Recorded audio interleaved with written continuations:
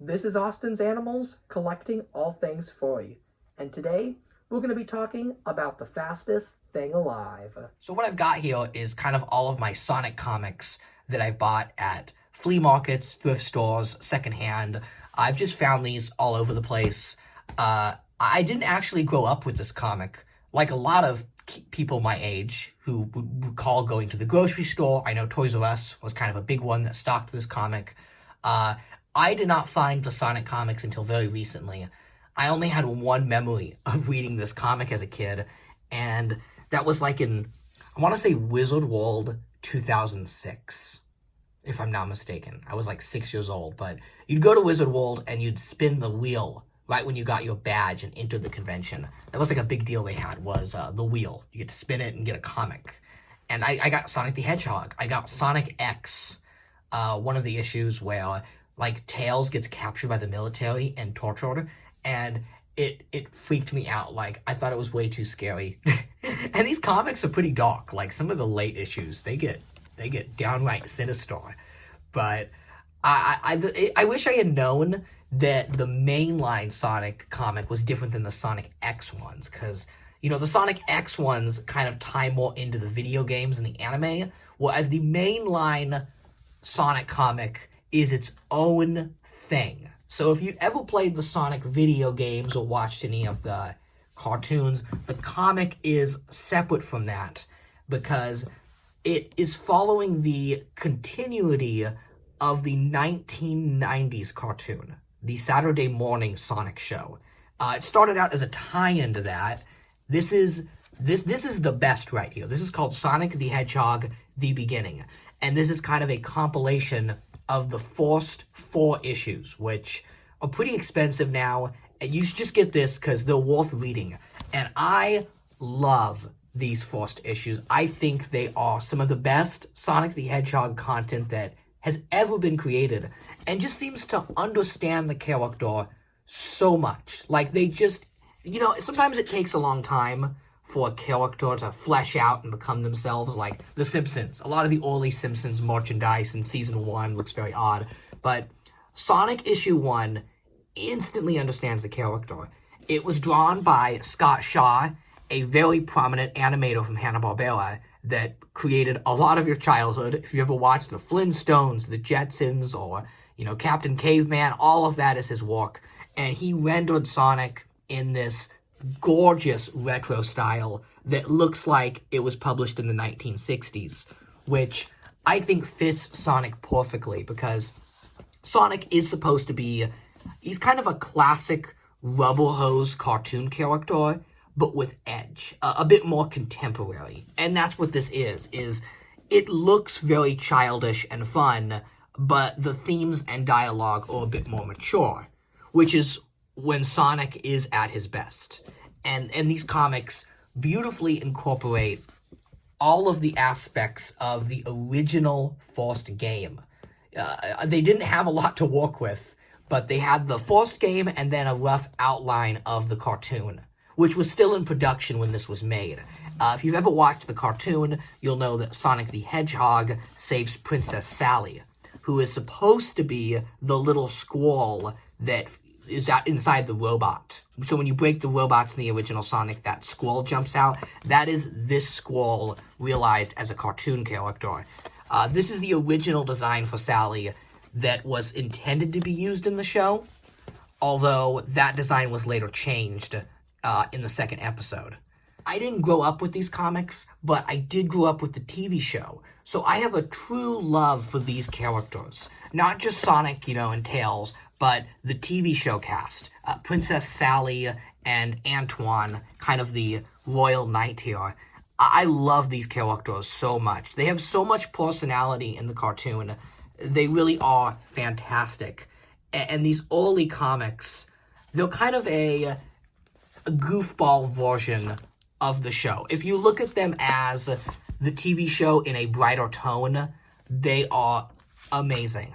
The colors and artwork is gorgeous. Like, you could pick any of these panels and I would frame it on a wall as art. It's that good. These ones here, these are kind of the archives. What they did was they came out with these near like the last 5 or 6 years of the comic, the old issues had gotten expensive, so they wanted a cheap way to get kids to catch up on the comic. So what they were gonna do was they were gonna do the first 100 issues as these little slim paperbacks. They almost got there. It got canceled at like the last 2. But these are not that great. They shrink the art and they wash out the colors. Like, look how pale Sally looks. It's not good.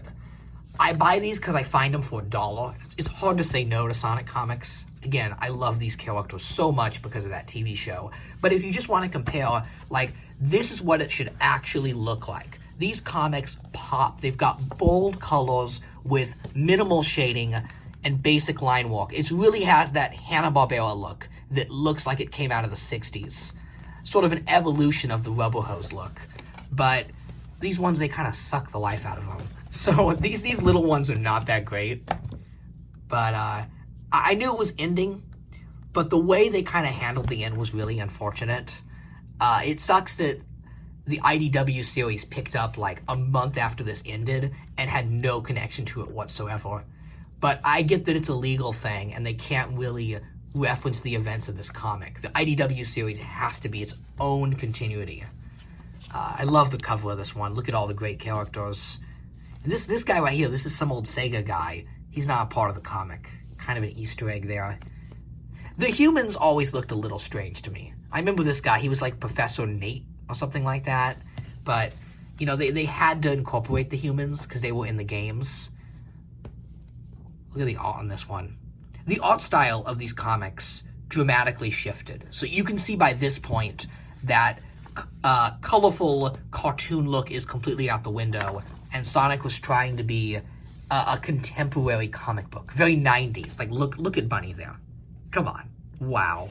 Now, some of this art is really good, but generally it's not the look I prefer. I like the cartoony look way more. Not that this is bad art. Oh, this is great. Look at this. This was how they teased Sonic Adventure. They just said, coming soon with his face. And that's all you need to know. Sonic Adventure is coming. It's almost worth buying these just for the cheesy ads. There's so many great old vintage advertisements and video game ads too. Because they were trying to sell you video games. Oh, look at that. Speaking of vintage advertisements, is that not the ugliest thing you've ever seen? Wow, 90s ads. But again, we've got good art here. So by this point in the comic, this is a little later, we're kind of losing the edgy look. It's less muscly. It looks a bit more Sonic. But at the same time, it's super furry. And these comic books went hard on the furry look late in. Look at Sally there. She just looks completely demented. Oh, there's Jeffrey St. John, one of the more controversial characters. Ooh, buy some Archie bobblers. Funko. Yeah, this is early Funko. This is like the very beginning. Wow. I would have loved some Sonic bobblers by Funko. And that's another thing with this comic is it never had a merchandise push. There's nothing to buy or collect from this. And that sucks because there's so many great characters that would make awesome action figures. Now, thankfully, oh wow, it's, what's that girl's name? Mina Mongoose. She was an original character. They kind of pushed hard in this comic, but she just didn't catch on. But thankfully, Jakks Pacific is kind of filling in the gaps with the Sonic line. You know, they can't directly say they're making action figures of the Archie comics, but they are making figures of characters that were popular in these comics. Like, they just came out with SBO, and if you like SBO, you've probably read these comics. He doesn't do a lot in the games. Again, the comic radically switched styles. Like, this was only like one issue after the one I just showed.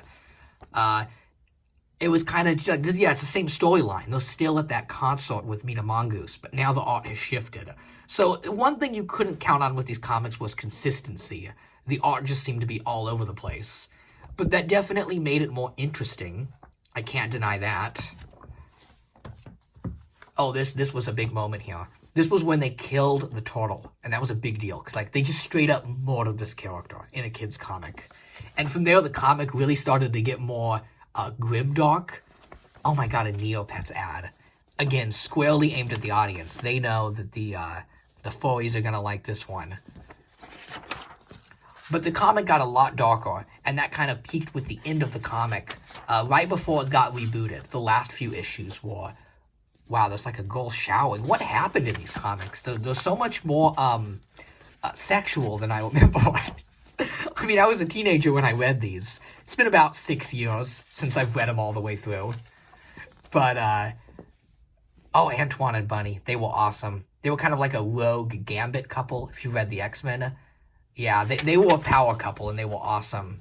And something that was really cool was this character, Antoine, he started out as a joke. He was like the Squidward. Like, he was just a party pooper who just didn't want to do anything, didn't like Sonic, kind of mean. By the end of the comic, he had become a royal knight and truly evolved as a character.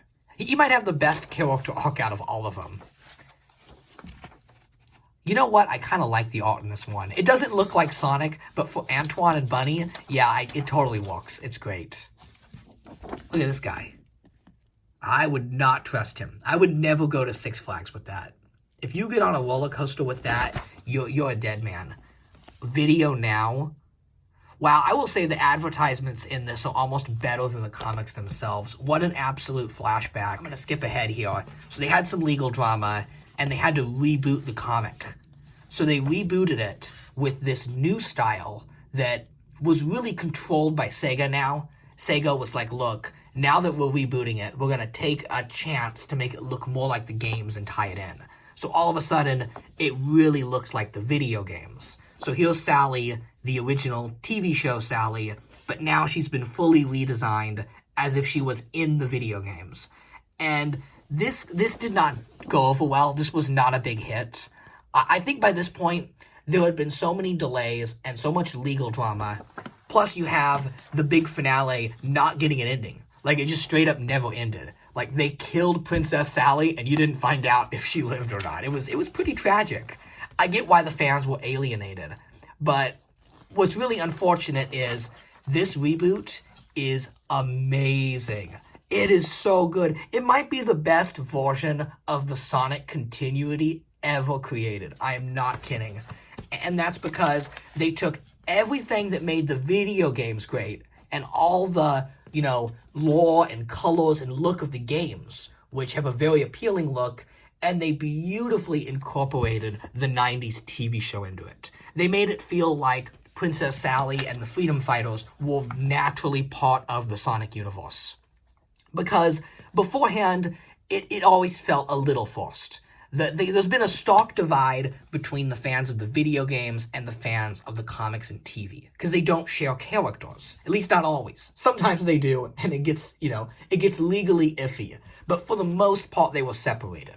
Like, Princess Sally here has never appeared in a Sonic game, yet she is the star of the TV show. The TV show follows her point of view, and basically has Sonic as a side character. But what this did is, it took everything from the games and everything from the show, 20 years of history, and made it feel very consistent. And the colors also got turned up again. And it looks like a great combination of the first one, the Hanna-Barbera style goofy Sonic, with the a little more mature tone of the games. It's still goofy. Like, the reboot was pretty lighthearted. Look at Sally in her acorn pajamas. That's hilarious.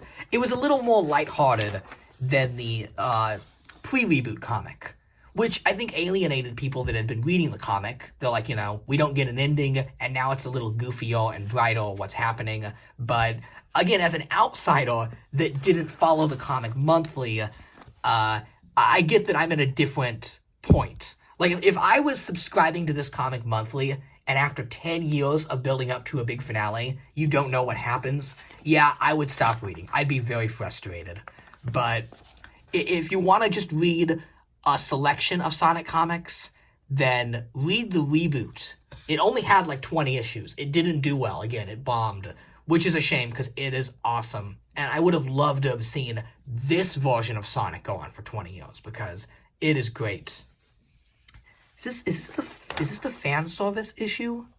Oh my god, it is. This is the Princess Sally solo comic.